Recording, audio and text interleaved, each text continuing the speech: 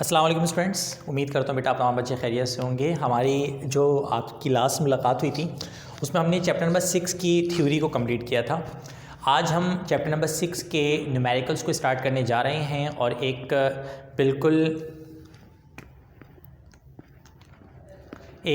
नया टॉपिक है, बिल्कुल एक फ़्रेश टॉपिक है। चैप्टर नंबर 6 के न्यूमेरिकल्स का इंट्रोडक्शन है।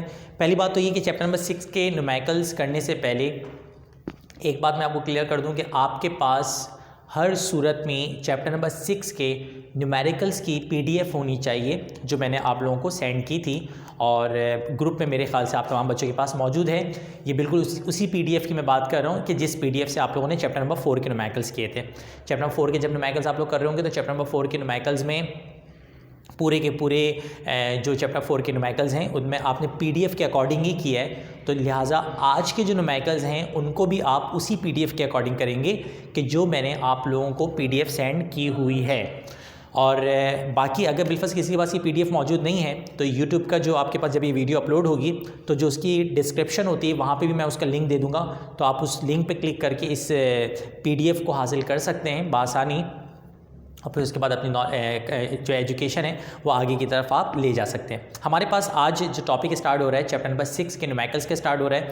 चैप्टर नंबर 6 के न्यूमेरिकल्स को स्टार्ट करने से पहले या फिर समझाने से पहले मैं आपको एक चीज़ क्लियर कर दूं जो बहुत ही इम्पॉर्टेंट भी है और बहुत ही ज़रूरी भी है। वो क्या है, ज़रा सुनिएगा। आप तमाम बच्चों को मेरे ख्याल से एक ये वाला फार्मूला पता होगा, और अगर नहीं पता तो हद से ज़्यादा अफसोसनाक बात है, शर्मनाक बात है। और मैं सिर्फ यही बोलूँगा कि आप F is equal to G m1 m2 upon r square. मेरे ख्याल से ये सब आप लोगों ने फार्मूलाज पढ़े हुए हैं। F is equal to G m1 m2 upon r square. यहाँ पे कौन क्या रिप्रेजेंट कर रहा है ये भी सुन लीजिए। F का मतलब है फोर्स जो कि न्यूटन में होगी। जी का मतलब जी कांस्टेंट है, जी की कोई जंग नहीं है, जी कांस्टेंट है। और जी की जो वैल्यू होती है वो होती है 6.67 इंटू 10 की power -11 newton metre square upon kg square. तो हमारे पास अच्छा, अक्सर लोग कहते हैं यहाँ पे शेड आ रहा है सर, तो दोबारा लिख दें। तो बेटा जब मैं बोल रहा हूँ तो जब मैं लिख रहा होता हूँ तो साथ साथ बोल भी रहा होता हूँ, तो आप मेरी वर्डिंग को क्लिक करके यूट्यूब पे वीडियो को पीछे करो, दोबारा से सुन लो सर क्या बोल रहे हैं। तो वहाँ पे आप वीडियो को क्लिक करके दोबारा से सुन भी सकते हो कि सर ने बोला क्या है। तो अगर कहीं पर शेड आ रहा है तो इट्स ओके, थोड़ा बहुत चलेगा यार। बाकी ये है कि अभी जो इस जगह पे शेड आ रहा है वो मैंने हल्का सा मना ख़त्म किया, लेकिन आप देखिए इसके बाद कितना ज़्यादा अंधेरा हो गया है। तो लिहाजा जी की वैल्यू होती है 6.67 इंटू 10 की power -11 newton metre square upon kg square. अब मैं आपसे एक बच्चों वाला सवाल करने जा रहा हूँ, इंतहाई आसान से सवाल करने जा रहा हूँ। मुझे ये बताइए कि मैं अगर आपसे कहूँ कि ये बताइए m1 और m2 मैं आपको दे दूँ, मैं आपको m1 और m2 दे दूँ यानी गिवन कर दूँ, m1 m2 दे दूं और r गिवन कर दूं, तीन चीज़ें आपको गिवन कर दूं, m1 दे दूं, m2 दे दूं और r गिवन कर दूं। तो मुझे एक बात बताओ कि m1 m2 और r पता चल जाने के नतीजे में आप बासानी f निकाल सकते हैं। आप कहेंगे जी सर हम बिल्कुल निकाल सकते हैं, इसमें हमें कोई ऑब्जेक्शन नहीं है। ऐसे ही स्टूडेंट्स अगर कोई सवाल है तो आप लोग कर सकते हैं। मुझे फिर से बताइए m1 m2 और r अगर आपको पता हो तो आप f बासानी निकाल सकते हैं, किसी स्टूडेंट को कोई प्रॉब्लम तो नहीं होगी। आप कहेंगे जी सर बिल्कुल क्लियर है, हम निकाल लेंगे। अच्छा जी, अब हमारे पास एक और फार्मूला, और वो ये होता है कि बेटा अगर बिलफर्ज आपको ऑर्बिटल वेलोसिटी निकालनी हो तो ऑर्बिटल वेलोसिटी का फार्मूला होता है जी ms अपॉन आर। आर यहाँ पे रेडियस को रिप्रेजेंट करता है, आर यहाँ पे रेडियस को रिप्रेजेंट करता है। ms जो है आपके पास मास ऑफ सन है जो कि कांस्टेंट है 2 exponential 30 kg। ms mass of sun है जो कि जिसकी वैल्यू है 2 एक्सपोनेंशियल 30 kg। आज का जो लेक्चर है हमारा उसमें मैं सिर्फ एक न्यूमेरिकल कराऊंगा और उस एक न्यूमेरिकल को करने के बाद मैं दो न्यूमेरिकल्स आपको होमवर्क कह लें या होमवर्क क्या, सब होम ही वर्क है, सब कुछ आप लोग घर पे कर रहे हो, तो लिहाजा होमवर्क के तौर पे दे दूंगा। आप उन न्यूमेरिकल्स को घर पे ट्राई कीजिएगा। तमाम के तमाम आप जो स्टूडेंट्स इस वक्त लाइव मौजूद हैं वो जल्दी से बताएं कि चैप्टर नंबर 6 की PDF मौजूद है आप लोगों के पास। स्टूडेंट्स चैप्टर 6 की PDF मौजूद है। वो चैप्टर 4 का जो काम किया था उसकी PDF मौजूद नहीं है तुम लोगों के पास?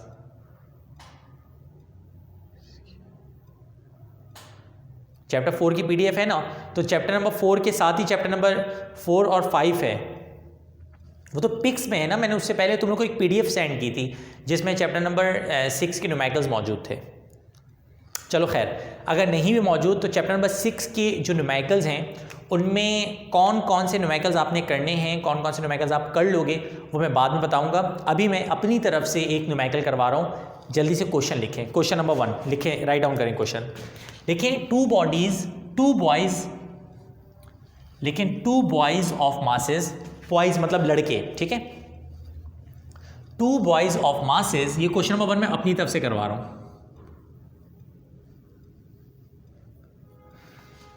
2 boys of masses 80 kg and 70 kg, ये क्वेश्चन मैं अपनी तरफ से करवा रहा हूँ। 2 boys of masses 80 kg and 70 kg, 2 boys of masses 80 kg and 70 kg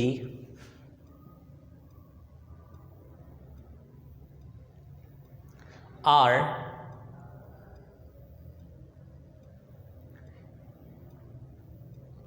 at a distance of 2 boys of masses 80 kg and 70 kg, यही बोले ना, 80 और 70 बोले ना मैंने। 80 kg and 70 kg are at a distance of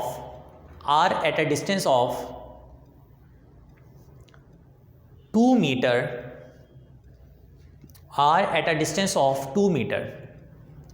2 boys of masses 80 kg and 70 kg are at a distance of 2 meter. Full stop डाल के लिखें what will be the gravitational force between them,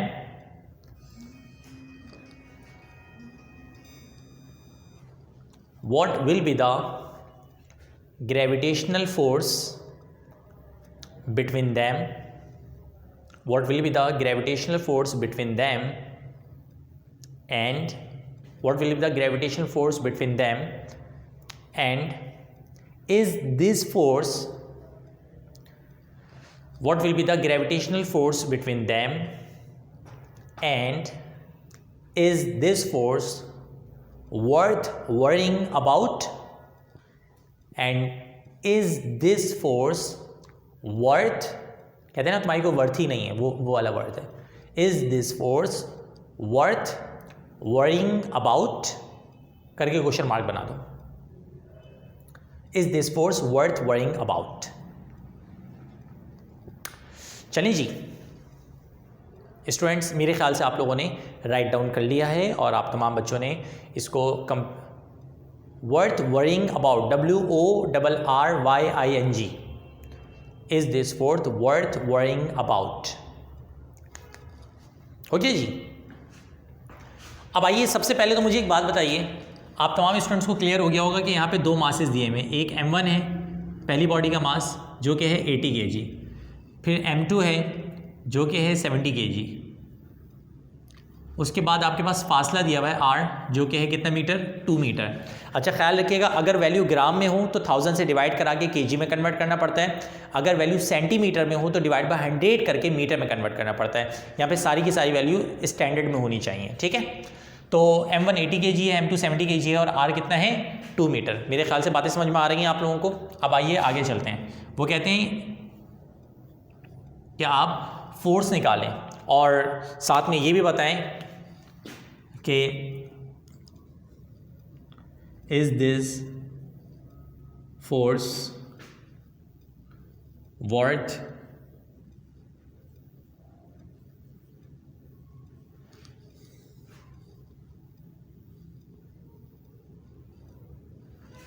इस सेंटेंस को simple कर लें, is this force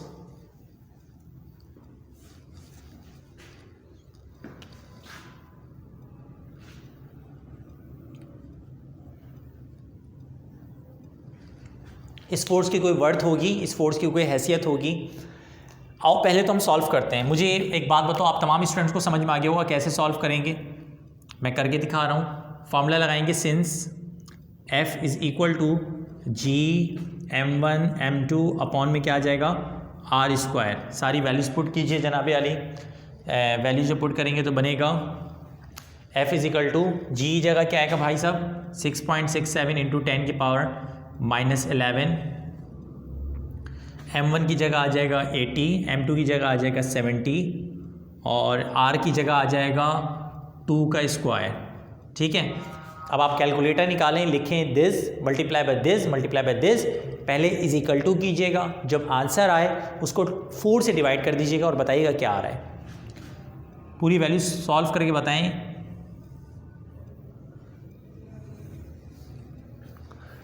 पूरी value solve करके जल्दी से बताएं क्या आ रही है।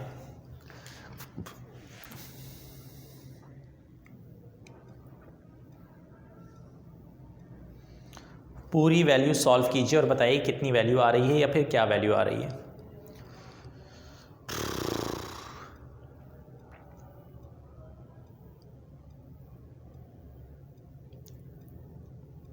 स्टूडेंट सॉल्व करके बताएं क्या वैल्यू आ रही है। जल्दी कर लो यार, इतनी देर में हो जाना चाहिए, या मैं करूं?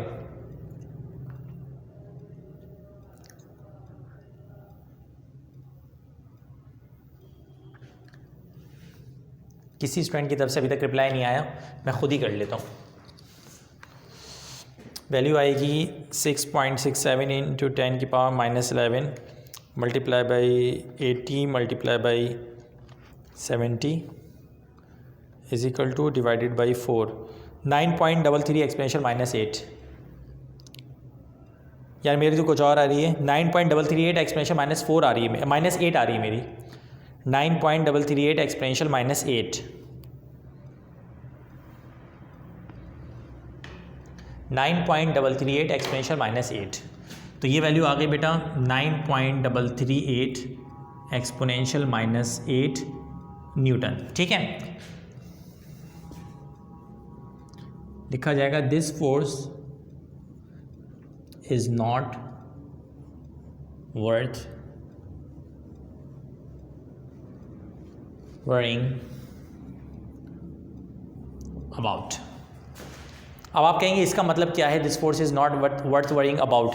देखो वो पूछ रहे हैं, उन्होंने इंग्लिश में ये पूछा है कि क्या इस फोर्स की कोई वर्थ होगी। याद रखना ग्रेविटेशनल फोर्स अर्थ पे इम्पैक्टफुल नहीं होती। कभी ऐसा होता है कि तुम दो लड़कियां बैठी हुई हो या दो लड़के बैठे हों और दोनों चिपक गए अचानक से, ओए भाई यार वो ग्रेविटेशन फोर्स लग गई थी, ऐसा होगा? कभी नहीं हुआ है। मिसाल के तौर पे तुम कहीं पे आ रहे हो, चलते चलते रोड पे कोई बंदा जा रहा तो जाके टकरा गया उससे, सॉरी वो ग्रेविटेशन फोर्स लग गई। या कभी ऐसा हुआ कि आप जा रहे हो और कोई मोटा बंदा हो और मोटे बंदे की तरफ आप खींचना शुरू हो गए हो, आपने कहा यार क्या है यार ये फोर्स लगा रहा है, जैसे मैग्नेट अट्रैक्ट करता है लोहे को, वैसे कभी किसी मोटे शख्स ने आपको अट्रैक्ट किया नहीं किया होगा। तो आप कहेंगे सर क्या बोल रहे हैं आप, किस तरह की बातें कर रहे हैं। तो बिल्कुल हकीकत है कि ये फोर्स इम्पैक्टफुल नहीं होती। कभी आप तमाम स्टूडेंट क्लास के अंदर बैठे हुए होते हैं, क्लास के अंदर आपको फील हो रहा हो कि यार ये बराबर वाला जो खींच रहा है मुझे थोड़ा थोड़ा हल्का हल्का, आपने कहा भाई फोर्स कम लगा, ऐसा नहीं होता। बात ये कि लेकिन न्यूटन ने तो कहा था कि न्यूटन ने क्या कहा था, न्यूटन ने कहा था तमाम बॉडीज़ एक दूसरे को अट्रैक्ट कर रही हैं, तो अगर अट्रैक्ट कर रही हैं तो हमें फील क्यों नहीं होता। क्वेश्चन ये है असल में। तो उसकी वजह ये कि ये जो ग्रेविटेशनल फोर्स है वो as compare to frictional force, as compare to air resistance, as compare to other forces of earth, ये बहुत स्मॉल है। आप खुद चेक कर सकते हैं 10 की पावर -8 का मतलब 10 की पावर -8 बहुत ही स्मॉल वैल्यू है।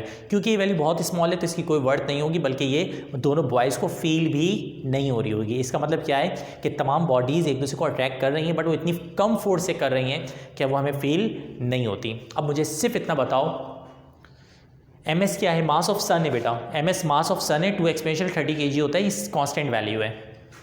अच्छा, अब सिलसिले कुछ ऐसे हैं मेरा बेटा, मेरा बच्चा, कि मुझे एक बात बताओ, मैं अभी PDF सेंड कर रहा हूँ आप लोगों को। अगर बिलफर्ज इस टाइप का न्यूमेरिकल हो, M1 दे दें, M2 दे दें, R दे दें, आप न्यूमेरिकल सॉल्व करने की ट्राई तो कर सकते हो ना एटलीस्ट। मैं ये नहीं कह रहा कर लो, मैं कह रहा हूँ ट्राई करो, सही है, जस्ट ट्राई करो। आप ट्राई करोगे अगर हो जाता है तो वेल डन, नहीं होता है वो मुझे फिर से वही मोटा याद आ जाता है, वेल डन, ताली होनी चाहिए हमारे लिए। तो लिहाजा अगर हो जाता है तो वेल डन, और अगर नहीं होता है तो don't fair, I am here, मैं हूँगा, मैं आऊँगा, मुझे बोलना, मैं एक एक न्यूमेरिकल कराऊँगा मेरा बेटा। इनफैक्ट अगर आप एक न्यूमेरिकल मुझसे 100 दफ़ा भी पूछोगे तो मैं 100 दफ़ा भी बताऊँगा बेटा, मैं बिल्कुल बुरा नहीं मानूंगा। और ये सारी बातें मैं सिर्फ इसलिए कह रहा हूँ कि मेरी वीडियो रिकॉर्ड हो रही है बेटा, वरना मैं ऐसा कुछ भी नहीं करूँगा बेटा, समझ आ रही है बेटा। तो खैर हमारे पास जो है ना, ये हमारे टीचर्स के ना इमोशनल सेंटेंस होते हैं आजकल के ना, टीचर्स बड़े इमोशनल सेंटेंस बोलते हैं इस मामले में कि बेटा देखो मैं तो बताने के लिए ही हूँ ना, आप मुझसे 100 दफ़ा पूछोगे मेरा बेटा, मैं 100 दफ़ा बताऊँगा आपको, क्यों घबराते हो, मैं तो आपसे के साथ हमेशा दोस्तों की तरह रहा हूँ, डरने की ज़रूरत ही क्या है। और ज़रा 2 दफ़ा उनसे पूछ लो सवाल, 2 से तीसरी दफ़ा पूछेंगे तो एक दफ़ा की बात आप लोग को समझ में नहीं आती, मैं पागल हूँ या बोले जा रहा हूँ, तो फ़ौरन से उनका बिहेवियर चेंज हो जाता है। तो खैर हमारे पास से मैं बिल्कुल वही इमोशनल सेंटेंस बोल रहा हूँ कि बेटा आप 100 दफ़ा पूछोगे, मैं 100 दफ़ा बताऊँगा। बस ये है कि यहीं तक रखिएगा, बाकी चीज़ों को वीडियो मिलेगी, हाँ वीडियो मिल जाएगी आप लोगों को। सर मेरी सिंधी की लेक्चर भी यही बोलती थी, मैंने एक दफ़ा पूछा डांटना शुरू कर दिया। ये जो सिंधी के टीचर होते हैं ना, अल्लाह माफ़ करे, सिंधी की मेरी भी मिस थी, मैंने ज़िंदगी में ना सिर्फ एक दफ़ा किसी टीचर से थप्पड़ खाया है, वो है घुमा के चमाटा। एक मेरी मोटी सी मिस थी, सिंधी की थी, वो सिंधी और इस्लामियत दोनों पढ़ाती थी। तो मुझे उन्होंने बुलाया बड़े प्यार से, छोटी क्लास की बात है, मैं क्लास 4 में था, आज तक मैं उस मिस को नहीं बोला, उनका मिस भी, उनका नाम भी मुझे पता है, सीमा नाम था, मिस सीमा नाम था, मोटी थी, ठीक ठाक मोटी थी। तो उन्होंने बुलाया ना, जैसी क्लास हुई तो काम कंप्लीट के ऊपर बोलेंगे बेटा दानिश यहाँ आओ। मैंने कहा जी मिस। बोले बेटा इस्लामियत का काम कंप्लीट कर लिया तुमने? मैंने कहा नो मिस। वहीं पे बैठे बैठे घुमा के मेरे यहाँ पे चमाट मारा उन्होंने, और फिर मैं रोना शुरू हो गया। फिर अगले दिन लेंगे मैंने काम कंप्लीट उनका कर लिया। तो ये जो है ना, जो टीचर होती हैं वही बड़ी ख़तरनाक होती हैं। खैर इंशाल्लाह मेरे ख्याल से यहाँ तक की वीडियो क्लियर हो गई है। अब तुम लोगों को मैं ग्रुप में सेंड कर रहा हूँ इसकी PDF। आप लोगों ने numerical number 1A, 1B, 1C और अगर 1D है तो 1D ट्राई करना है, यानी चैप्टर नंबर 6 के स्टार्ट की जो न्यूमेरिकल्स इस टाइप के हैं उनको ट्राई कीजिएगा। हो जाता है वेल डन, नहीं होता है तो हमारा जो अगला वाला लेक्चर होगा उन न्यूमेरिकल्स को हम डिस्कस करेंगे, तो खुद ब खुद उनकी क्यूरीज आपकी क्लियर हो जाएंगी। अल्लाह हाफिज़, फ़ी अमानिल्लाह, दुआ में याद रखिएगा।